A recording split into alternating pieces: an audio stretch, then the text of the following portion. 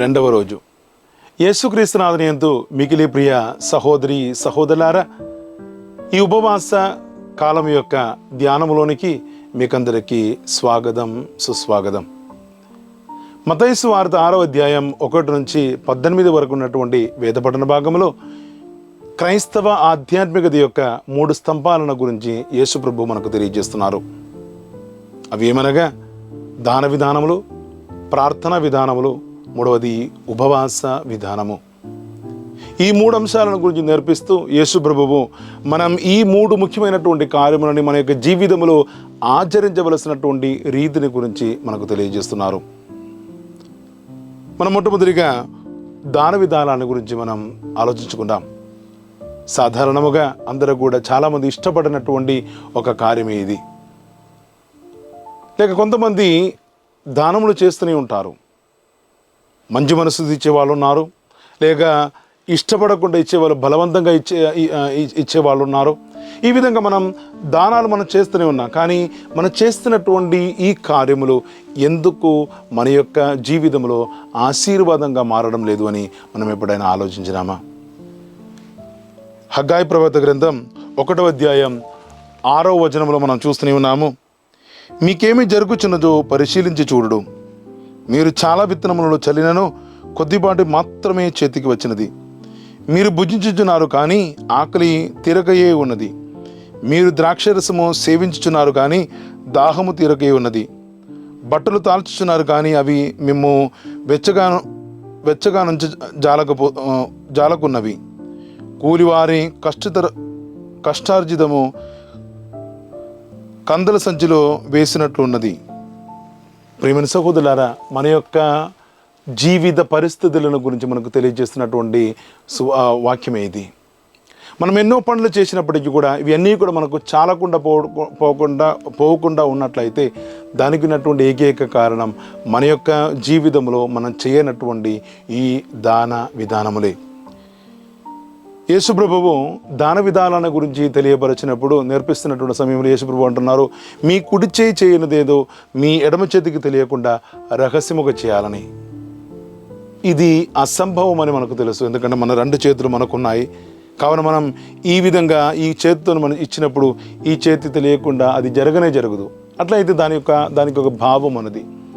మనం ఎవరికైనా దానం ఇచ్చినప్పుడు అది రహస్యముగా ఇవ్వాలని యేసుప్రభు చెబుతున్నానండి. దానికి ఉన్నటువంటి కారణం, మనం ఇచ్చినటువంటి ఈ సహాయం ఇతరులని వారిని అవమానించే విధముగా, వారి యొక్క వ్యక్తిత్వాన్ని అవమానించే విధముగా ఉండదు. లేకపోతే మనకు పేరు వచ్చిన రీతిగా, మనకు పేరు కోసం, మన యొక్క పేరు రావడానికి కోసం మనం దానములు చేయకూడదని చెప్పేసి యేసుప్రభు మనకు బోధిస్తున్నారు.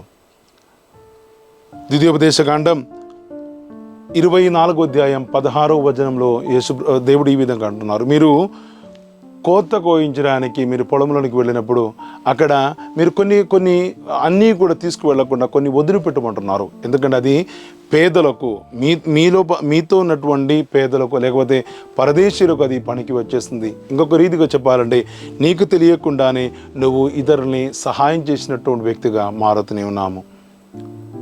రెండవదిగా ప్రార్థనా విధానాన్ని గురించి యేసుప్రభు బోధిస్తున్నారు. మీరు ప్రార్థన చేయడానికి వెళుతున్నటువంటి సమయంలో మీ తలుపులు మూసుకొని ప్రార్థన చేయమంటున్నారు. దీని యొక్క అర్థం, మనం గదిలోనికి ప్రవేశించిన తర్వాత వెంటనే ఉన్న తలుపులను మూసుకొని రహస్యంగా ఉండాలని కాదు.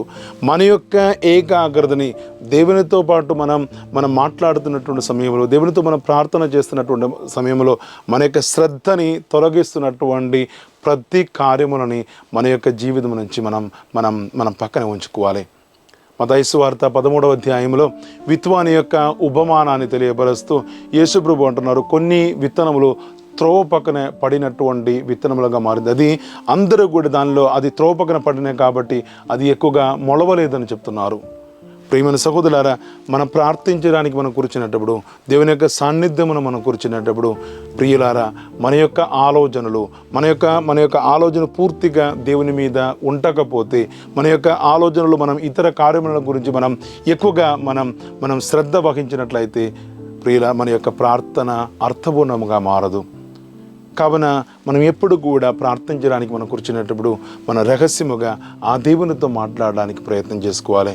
ఈ తపస్సు కాలంలో మనం ప్రత్యేక విధముగా ఇటువంటి కొన్ని నోములు మనం నోచుకుంటాం. మన యొక్క జీవితంలో, మన యొక్క వ్యక్తిగత జీవితంలో ప్రార్థనకి ఆటంకంగా నిలుస్తున్నటువంటి ప్రతి కార్యములు, అది ఒకవేళ మీ మొబైల్ కావచ్చు, మీ టీవీ కావచ్చు, మీ ఇంట్లో ఉన్నటువంటి ఇతర వస్తువులు కావచ్చు, వ్యక్తులు కావచ్చు, ఇవి అన్నింటిని కూడా పక్కన పెట్టి మనం ప్రార్థించడానికి మనం ప్రయత్నం చేసుకుందాం. మూడవదిగా ఉపవాసం. మీరు ఉపవాసం ఉన్నప్పుడు ఇతరులాగా ఫరిసేయులలాగా బాధపడుతూ మీరు ఉపవాసం ఉండకూడదని చెప్పేసి అంటున్నారు. ఎందుకంటే వీళ్ళందరూ కూడా చేసేది ప్రజలు వీళ్ళు ఉపవాసం ఉంటున్నారని తెలుసుకొని వారి గురించి గొప్పగా చెప్పుకోవడానికి వీళ్ళందరూ చేస్తున్నారు. కానీ మీరు ఉపవాసం ఉన్నప్పుడు అది ఎవరికి కూడా తెలియకుండా చేయాలని యేసుప్రభు కోరుతున్నారు. ప్రియమైన సహోదరులారా, ఎందుకు యేసుప్రభు ఇటువంటి ఈ విధంగా మాట్లాడుతున్నారండి? మన రహస్యముగా మనం చేసినట్లయితే అది మన యొక్క దీవెనగా మారుతుంది. మన రహస్యముగా మనం ఉపవాసం ఉన్నట్లయితే మన యొక్క జీవితంలో 3 ముఖ్యమైనటువంటి దీవెనలతో మనం నింపబడతాం. ఒకటి, మన యొక్క తుది తీర్పు దినములో మనమందరం కూడా నీతీకరింపబడినటువంటి వ్యక్తులుగా మారాలండి.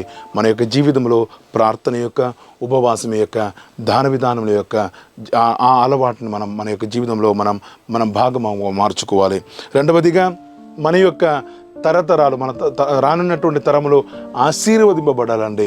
ప్రియమైన సహోదరులారా, మనం ఈ 3 అంశాలని మన యొక్క జీవితంలో మనం స్వీకరించుకోవాలి. అదే విధముగా మన యొక్క జీవితంలో మనం చేస్తున్నటువంటి ప్రతి పని కూడా ఆశీర్వాదంగా మారాలండి. ఈ ఉపవాసం మనకు ముఖ్యం. కావున తపస్కాలం యొక్క ఈ 2వ రోజులోనికి అడుగుపెట్టినటువంటి ఈ యొక్క తరుణంలో మన యొక్క జీవితం ఆశీర్వదింపబడడానికి, మన యొక్క తరములు ఆశీర్వదింపబడడానికి, మనం నీతీకరింపబడడానికి, మన కుటుంబం ఆశీర్వాదంగా మారడానికి మనం ప్రయత్నం చేసుకుందాం. ఈరోజు మనం దేవుని యొక్క అనుగ్రహం కోసం మనం ప్రార్థన చేసుకుందాం. దేవుడు మనందరినీ ధారాళముగా దీవించునుగాక, ఇప్పుడును ఎప్పుడును ఎల్లప్పుడును. ఆమేన్.